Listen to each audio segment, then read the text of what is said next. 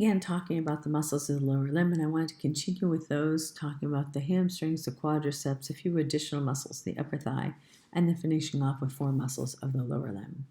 So we discussed a little bit about this gluteus maximus, and this is a superficial hip muscle. It kind of forms and fleshes out the buttocks. It's involved with lateral rotation of the femur, and it's a powerful prime mover of hip extension. It is this muscle here, indicated here on the Complete Anatomy app. And I can grab onto the motion and show you that it's hip extension.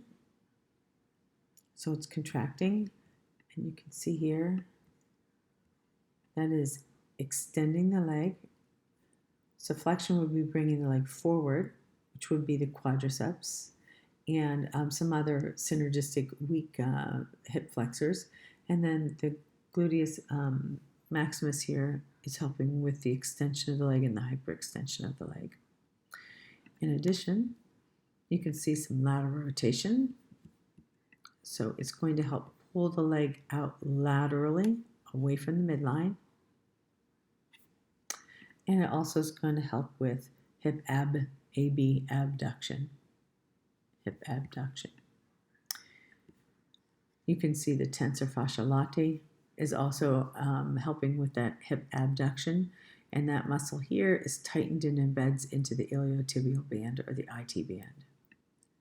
The gluteus medius is deep to the gluteus maximus, and it too is helping with some rotation with abduction of the femur and also extension of the leg. And that's written over here. It's deep. It's right here underneath. And it too is going to help, but it's more of a synergist aiding with the extension of the leg abduction, and also a little bit of lateral rotation. The next muscle, which most students don't know anything about, is called the iliopsoas. The P is silent. It's made of 2 muscles, the iliacus and the psoas major. It helps flex the hip. It's a weak flexor. It's here. Comes off of the iliac crest is the iliacus, which merges with here this strappy muscle. It comes up and inserts here onto the lumbar vertebra. It flexes the hip or the lumbar spine as well. So let me show you that. It's deep posterior abdominal cavity. It's over here, come on. There we go. So I need to remove some of these muscles so you can see it. So I'm going to remove some of these abdominal muscles. There we go. And as I increase the size, come on.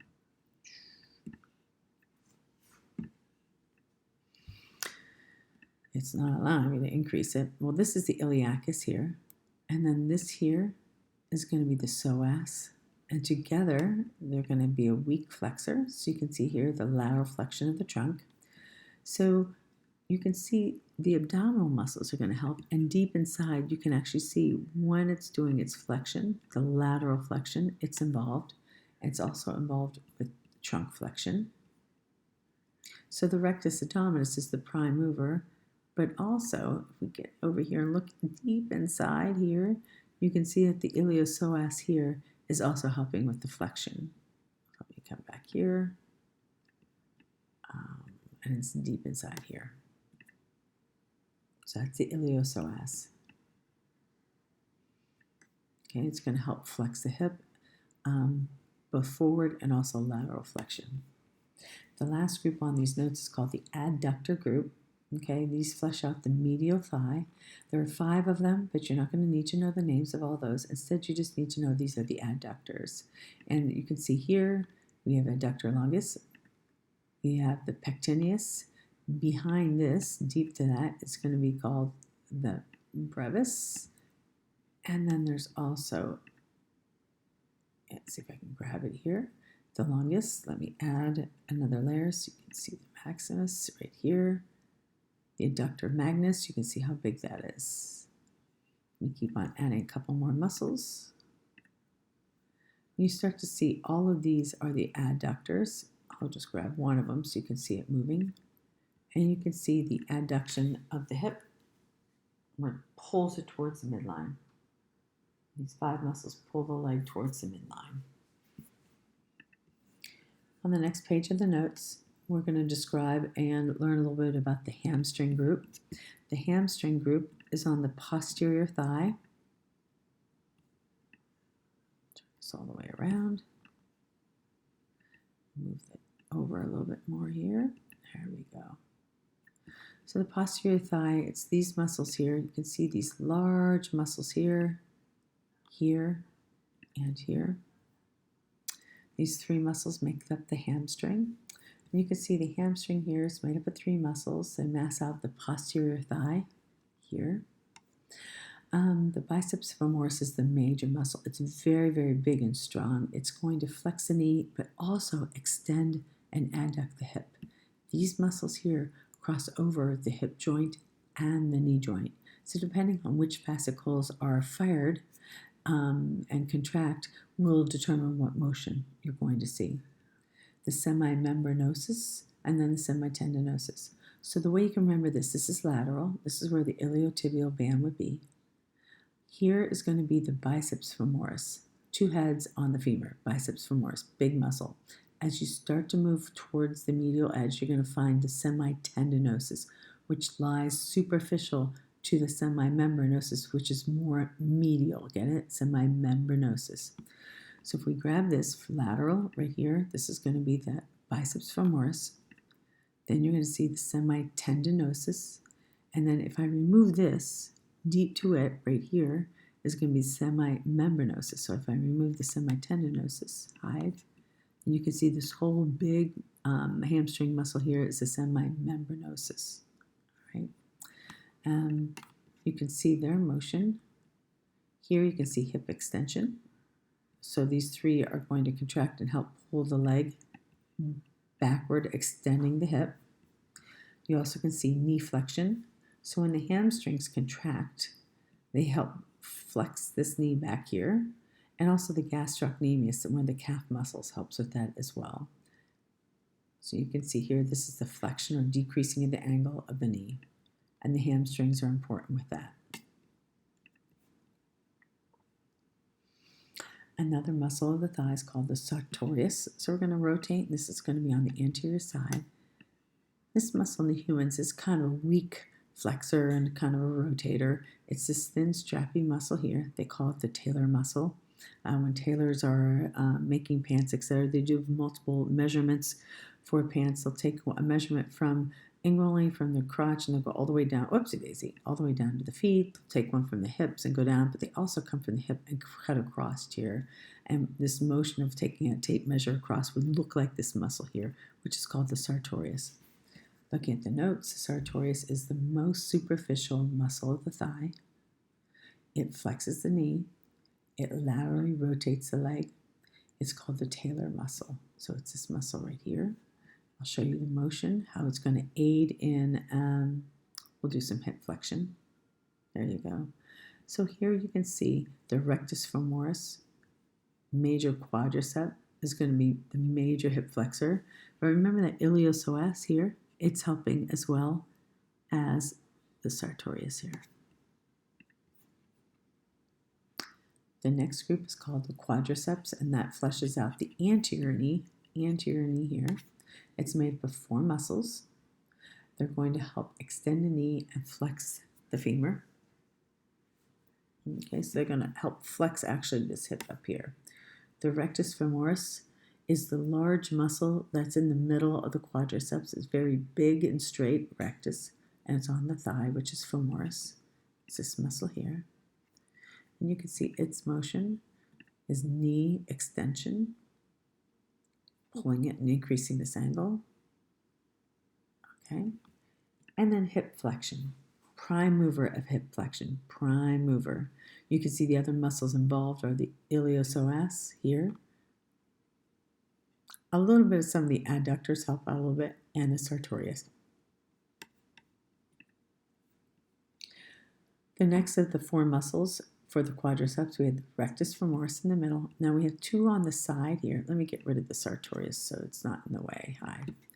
We have 2 vastus muscles. There's one on the medial side. It's called the vastus medialis. You have the vastus lateralis. And if I remove this rectus femoris, you can see the vastus intermedius in between these two muscles. So there are 4 major muscles for the quadriceps. This rectus femoris is a major hip flexor, the prime mover hip flexion, and also it's a prime mover for knee extension. You can see these are the 3 muscles here on the diagram. Excuse me, you'll have to label the quadriceps group and label the 3 that you can actually see, because you can't see the vastus intermedius because it's deep to this rectus femoris. The last 4 muscles are of the lower leg. We're going to first start with the anterior tibialis anterior, which is right here. And so it runs along the tibia here. And you can see that it's going to help with dorsiflexion. So it's going to pull that foot upward. So its tendon's going to come across here and insert here. And it's going to pull this up, dorsiflexion. It's also going to, when it contracts, pull the foot inward with inversion. Tibialis anterior, right here. Dorsiflect foot and invert the foot. Superficial muscle of the anterior thigh. Moving on, you do not need to know any muscles on the body that have anything with extensor or flexor in it. The fibularis muscles, there are 3 muscles here on the side of the leg, lateral leg here, that are all part of the fibularis muscle group. They're near the fibula, lateral portion. And you can see they plantar flex the foot and evert the foot. So where they're going to insert is on the outer portion instead of the tibialis anterior that's up here on the medial portion. So let me show you their motion. Hopefully there's a motion. So you can see the eversion, and it's going to pull that foot outer more laterally. So this is going to be the antagonistic muscle for inversion with the tibialis anterior. And then the tibialis anterior will be the antagonistic muscle for the fibularis muscles for eversion. All right? Great. The last 2 muscles are the calf muscles. The gastrocnemius is a huge muscle, and it's going to cross over both the knee joint here and the ankle joint. So it's going to be involved with flexion of the knee and also plantar flexion of the foot, because it's going to merge into the Achilles tendon that's going to come across the calcaneus and insert underneath onto gosh golly, not only just the calcaneus but also the metatarsals. All right, so you can see gastrocnemius, 2-headed, forms posterior calf. It's called the toe dancer's muscle because when it contracts, it's going to pull the toes down so that you can walk on point if you're a dancer. So you can see plantar flexion. So when this calf muscle contracts, it pulls the foot down using the Achilles tendon. There's also a muscle deep to it right here called the soleus. The soleus is deep to the gastrocnemius. It does not cross over the knee joint, so it is not involved at all with knee flexion. It definitely plantar flexes the foot. But this is the prime mover, and this is the synergist. It's not as strong as the gastrocnemius is.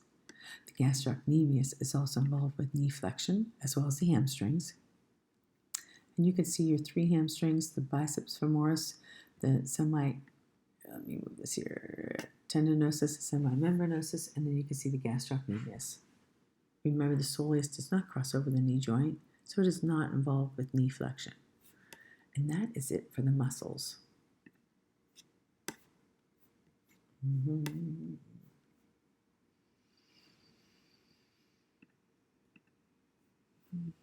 Oops.